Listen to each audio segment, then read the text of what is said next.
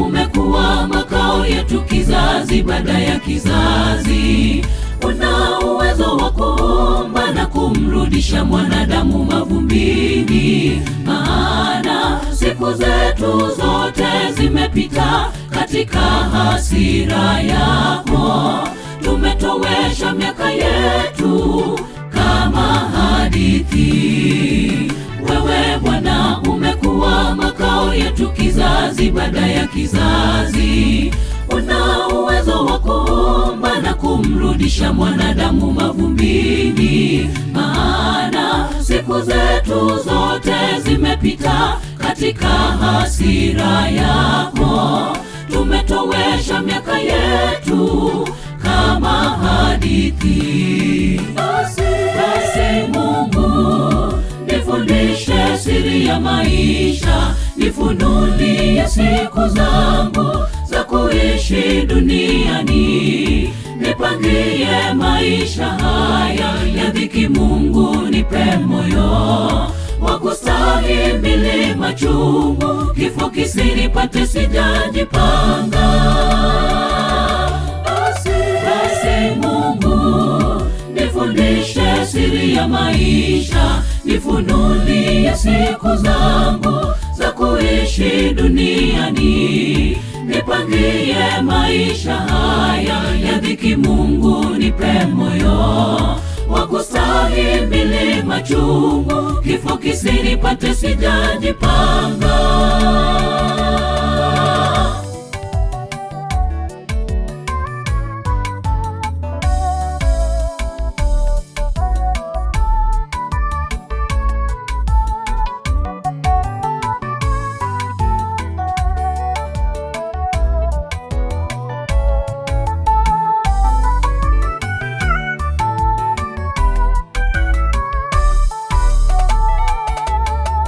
Siku zetu ni miaka 70, ikiwa tuna nguvu ni 80, na kiburi chake ni tabu, na ubatili mara chapita upesi. E Bwana, utupe nguvu ya kuvumilia kifo kinapotutembelea, tusilie kama wasiona imani kwako. Siku zetu ni miaka 70, ikiwa tuna nguvu ni 80, na kiburi chake ni tabu, na ubatili mara chapita upesi. E Bwana, utupe nguvu ya kuvumilia kifo kinapotutembelea, tusilie kama wasiona imani kwako.